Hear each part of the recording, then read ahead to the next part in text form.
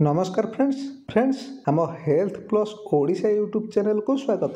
Friends आज आम आपको एमती गोटे घरोई नुस्खा विषय कहबू जहाँ केवल 7 दिन भितर ही पुरुषर कौन भी कमजोरी को खूब शीघ्र दूर करदेव। से धातु रे पतलापण हो कि धातु रे कमी ए औषध को सेवन कर केवल 7 दिन भितर ही आपणकर से प्रत्येक समस्या गुड़िक धीरे धीरे दूर होगा सहित यह आपण शरीर को एक अपूर्व शक्ति भरिदेव। फ्रेंड्स जदि आपण विवाह करिया पर शीघ्र पतन धातु पानी परी पतला हो जावा कि धातु रे कमी कारण निज वैवाहिक जीवन को आप सठिक भाव में उपभोग कर पारना तेबे आपण अति बेसी औषध को केवल 7 दिन सेवन करिया पर यह आपण धातु रे एते मात्रा वृद्धि करिवो जे जहार कल्पना मध्ये आपण करनथबे। आ सबुठार बड़ कथा होची एथिपाई आपनको हजार हजार नुह आपनको ए औषध को बना पाई केवल 5 टंका ही खर्च करियो पड़िवो। विशेष करी जे युव समाज पिला दिनर कुअभ्यास कारणरू वर्तमान संपूर्ण रूपे शारीरिक भाव दुर्बल होई पड़िचंती सेमानक पई ए औषधटी रामबाण परि काम करिवो। एमिति कि 40-45 वर्षर पढ़ भी जदि ए औषध को सेवन करंती तेबे सेमाने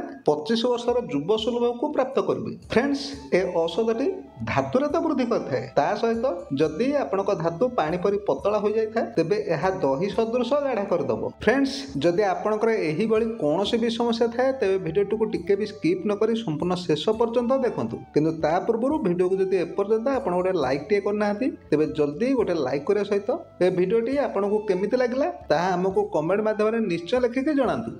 फ्रेंड्स जदि आपण गाँ गहली मानकर बसवास करथांती तेबे आपणक आखपाखे बरगछ तो निश्चय थिबो। साधारणतः बरगछ को आम हिंदू धर्म में पवित्र बोली धरा जाए। यह आमको खूब अधिक मात्रा अम्लजान एवं छाया तो देई थाए किंतु ता सहित बरगछ को आम आयुर्वेदिक ग्रंथ मानकर अधिक मात्रा वर्णना करा जायछि।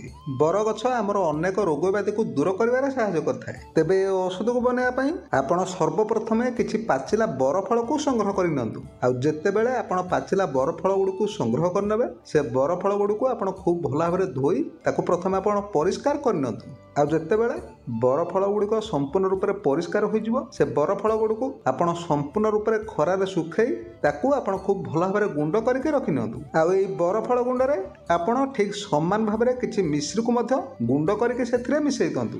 बरफलर गुंड आ मिश्रीर गुंड को आपण भल भाव में मिसई देबा परे आपण एही गुंडरू प्रतिदिन 6 ग्राम गुंड को दुग्ध सहित मिसाई सेवन करंतु। फ्रेंड्स आपण देखिबे आपण ए औषध को सेवन करार केवल 7 दिन भितर ही ए औषधर प्रभाव आपण निश्चय परिलक्षित करेंगे। तेबे जदि आपणकर समस्या कम मात्रा रही है तेबे ए औषध को आपण 21 दिन नचेत ए औषध को आपण लगातार 40 दिन पर्यंत सेवन करंतु। आ आपण देखिबे एई 40 दिन रे आपणकर प्रत्येक समस्या गुड़िक दूर हो जाइथिबो। ए औषध आपणक धातु को 100 गुण रे बढ़ाई देबो। एहा संपूर्ण रूप रे गोटे प्राकृतिक औषधटी जेउथिरे टिके भी कोनोसी प्रकार भी केमिकल नाही। आपण बिना कोनोसी केमिकल युक्त बा अधिक दामिका औषध खाया बदल ए औषध को खाइबा थरुटे मात्रा आरंभ कर दियंतु।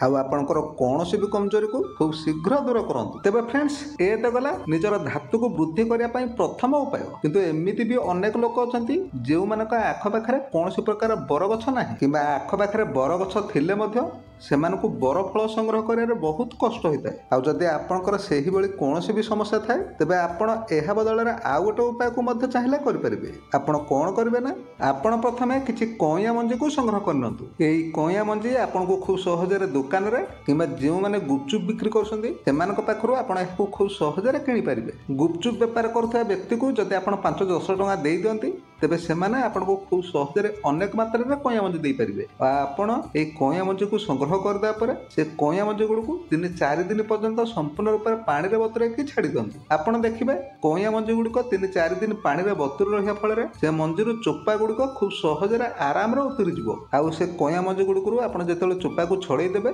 से मंजी को आपण सामान्य टिके मात्र सुखाई ताकू आपण खूब भल भाव में गुंड करके रखि दियंतु। आ आपणकर कइया मंजी रो गुंड जेतिकी परिमाण रहइबो ठीक सेतिकी परिमाण रे आपण किछि मिश्री को मध्य गुंड करी सेही कइया मंजी गुंड रे मिसई दियंतु। आपण चाहिले एई गुंड को मध्य प्रतिदिन सकाळ संध्या रे 10-10 ग्राम रो गुंड को खाई परिबे। ए औषध मध्य आपणक धातु को तीव्र भाव में वृद्धि करथाय। आ आपणक प्रत्येक प्रकार शारीरिक कमजोरी जेमिति कि धातुर पतलापण धातु रे कमी बा शरीर रे जहाँ भी कमजोरी थाउ से सब को दूर करदब। फ्रेंड्स जदि आपणक शरीर रे कोनोसी भी कमजोरी अछि बा कुअभ्यासर वशवर्त होई निजको संपूर्ण रूप से दुर्बल कर सारे तेज ତେବେ ଦୁଇଟି ଯାକ ଔଷଧ ଭିତରୁ ଆପଣ ଯେକୌଣସି ଗୋଟିଏ ଔଷଧକୁ ବି ସେବନ କରନ୍ତୁ ନା କାହିଁକି, ଆପଣ ପୂର୍ବ ପରି ନିଜକୁ ଖୁବ୍ ଶକ୍ତିଶାଳୀ ବୋଲି ଅନୁଭବ କରିପାରିବେ। ଏ ଔଷଧକୁ ଆପଣ କେବଳ 5-10 ଟଙ୍କା ଖର୍ଚ୍ଚ କରି ଖୁବ୍ ସହଜରେ ନିଜ ଘରେ ବସିକି ମଧ୍ୟ ବନେଇ ପାରିବେ। ଏଥିପାଇଁ ଆପଣଙ୍କୁ କୌଣସି ବି ଜାଗାକୁ ଯିବାକୁ ପଡ଼ିବନି। ତେଣୁ ନିଜର ଦୁର୍ବଳତାକୁ ଦୂର କରିବା ପାଇଁ ଏ ଔଷଧ ଗୁଡ଼ିକୁ ଆପଣ ନିଶ୍ଚୟ ସେବନ କରନ୍ତୁ।